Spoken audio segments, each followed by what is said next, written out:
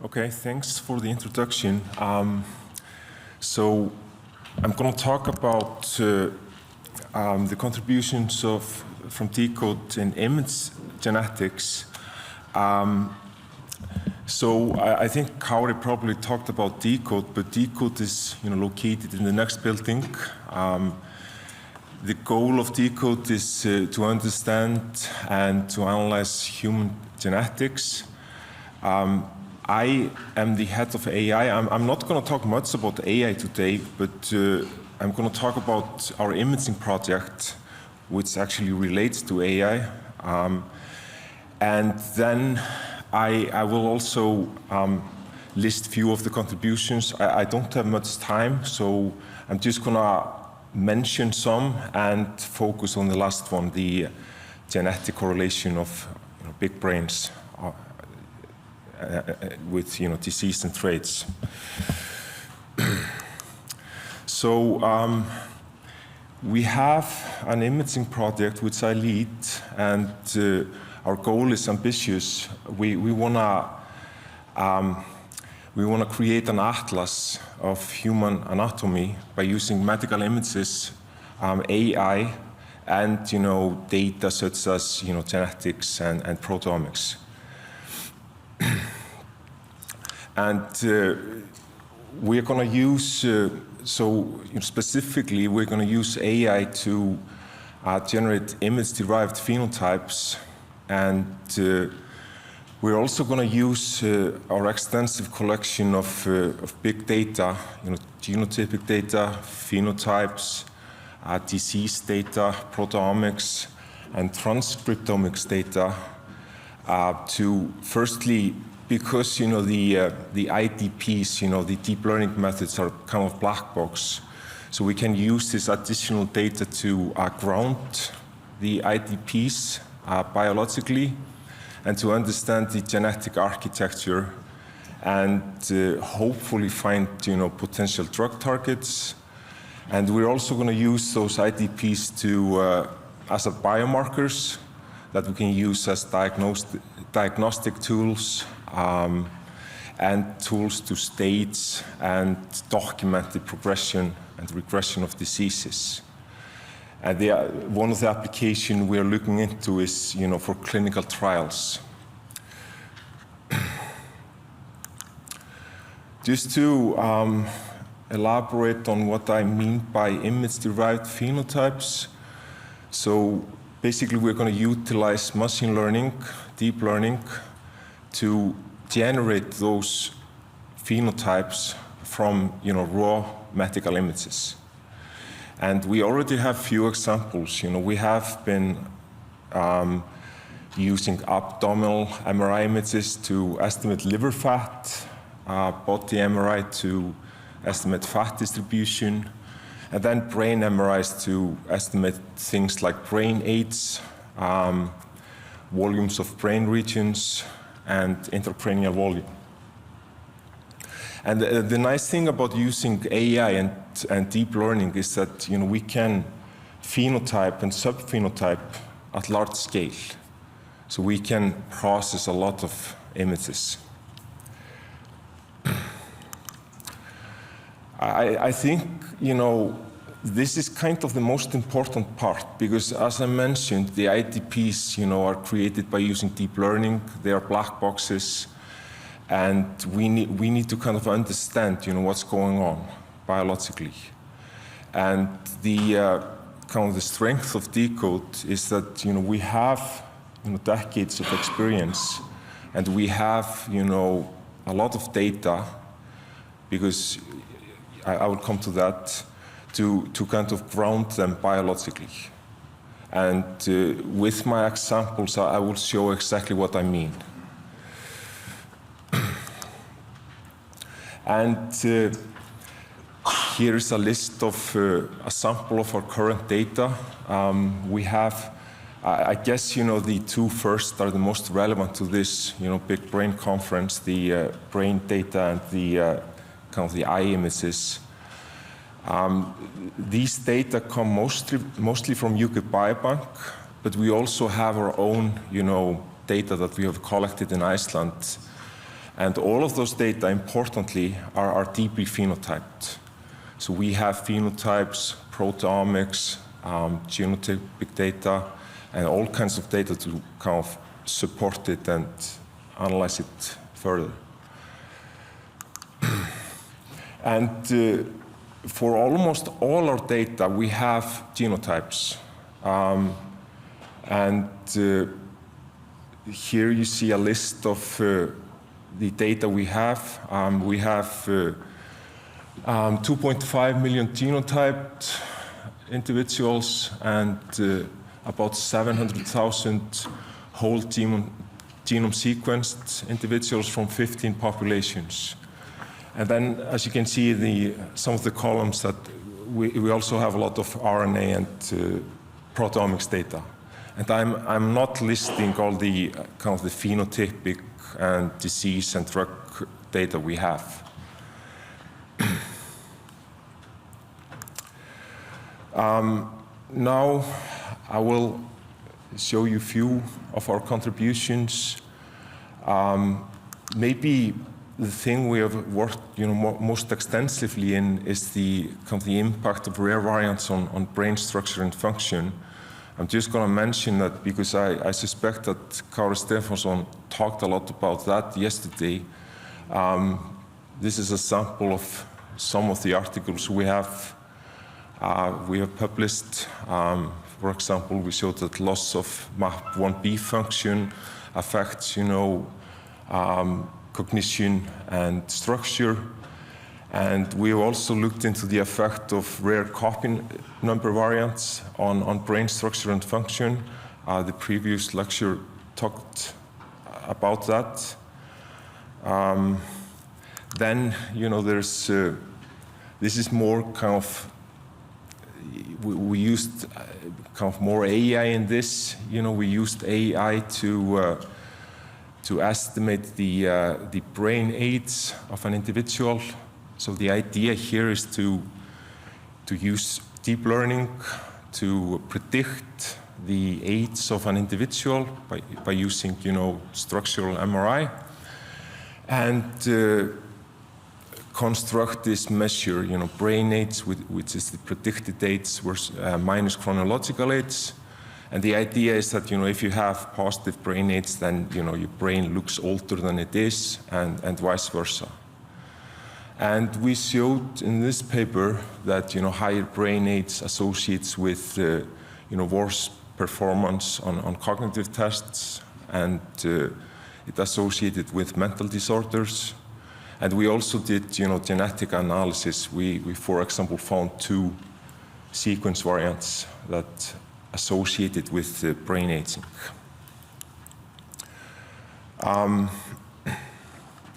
This is kind of what I will focus on.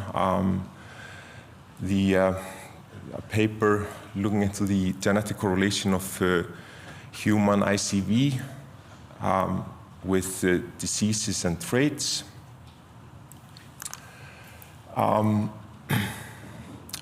So here you see the study workflow.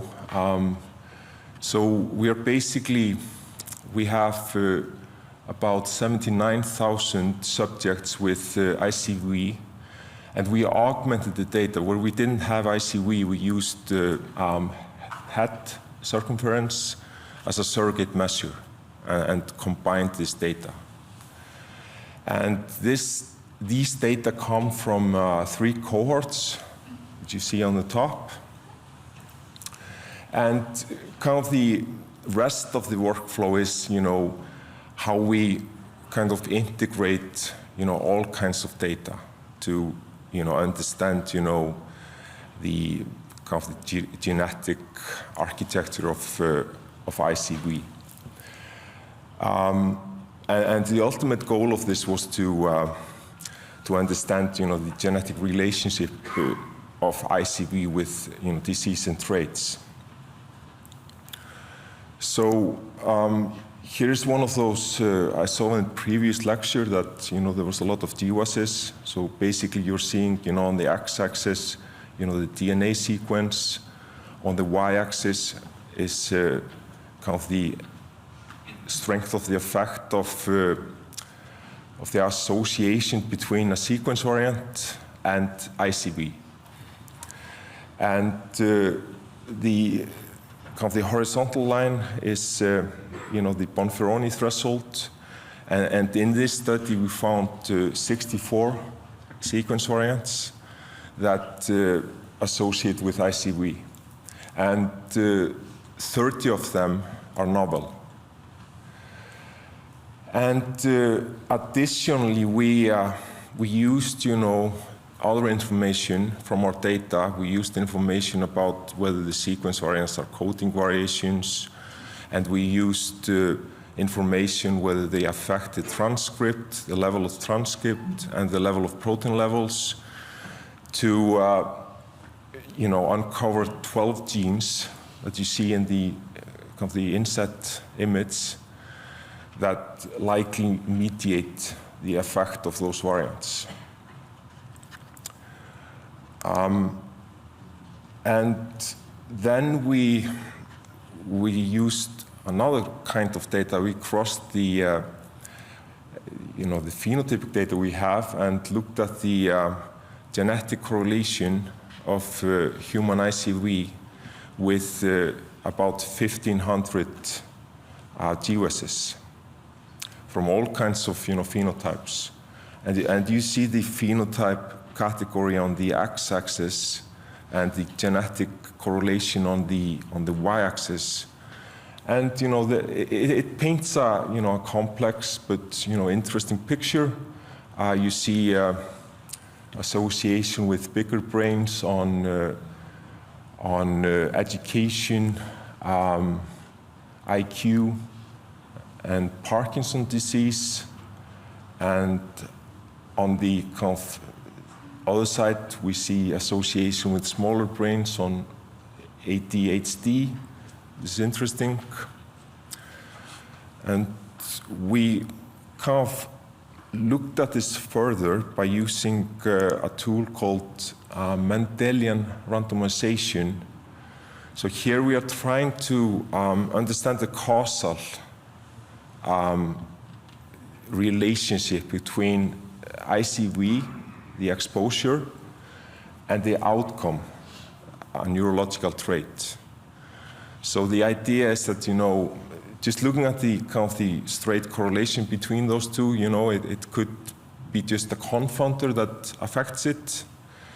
So what we do is that we take the genetic variants that we found, the 60 genetic variants, and use them as instrumental variables.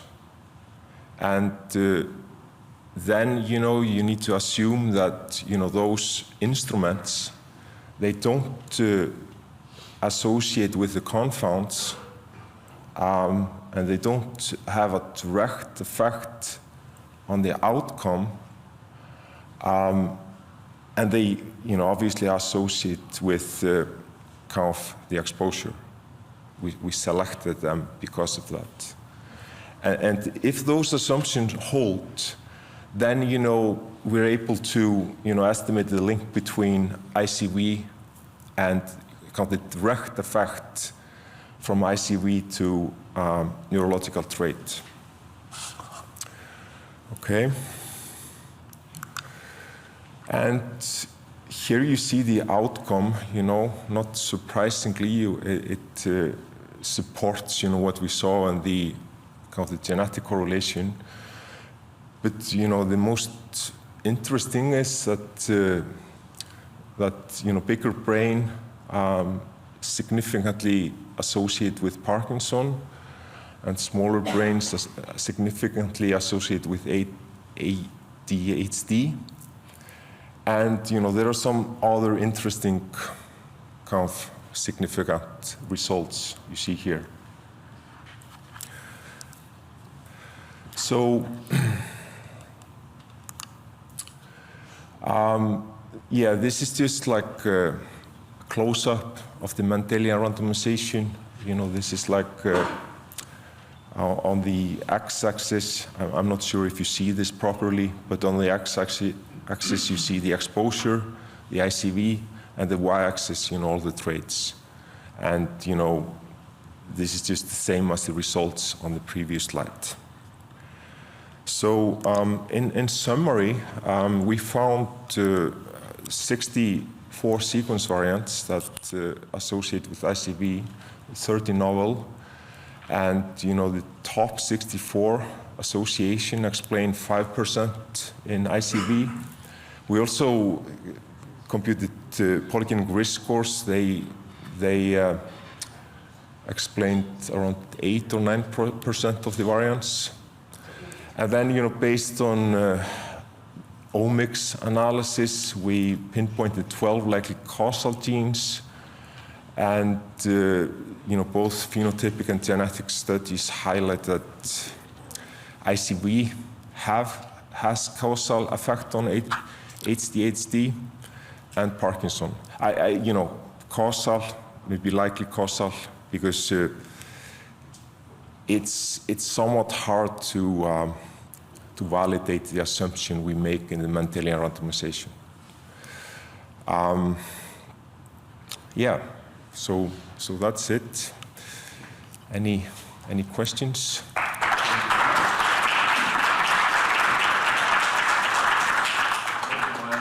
Already comes down and prepares the talk to gain some time. We have time for 1 or 2 questions from the audience. Just a quick one. So you're looking at one single scale of variable and mapping that against the genetic risk. Yeah. Right. So you're not looking at multiple parallel imaging. No. It's just one individual, one measure. Okay. For the ICV, yeah. You could use also in the causal analysis, no? Right from some latent variable. Yeah. From the IDPs that might be having a higher causal effect. There's this work that combines the mediation or causality analysis with latent variable analysis. Maybe that may be a way to look at things. Yeah, that's a good idea. We are actually currently looking into all kinds of things related to what you're saying, So, yeah. We have another one on the top here. Yeah. And yeah, it's me again. So interesting piece there at the end vis-a-vis the ICV data, because you had a negative correlation with ADHD, and yet ADHD and autism are 2 of the conditions where hyperconnectivity has been suggested to be an issue. So first of all, do you have any other forms of imaging that would correlate those or explain? And any of your gene loci candidates give any clues as to changes, genes that would drive changes, large regulatory changes in connectivity, myelination, astrocytes, microglia, whatever? Explain this, relationship with HDA, HDR. Yeah. In fact, I have to admit that, those looking into those genes, at the moment, don't give any clue.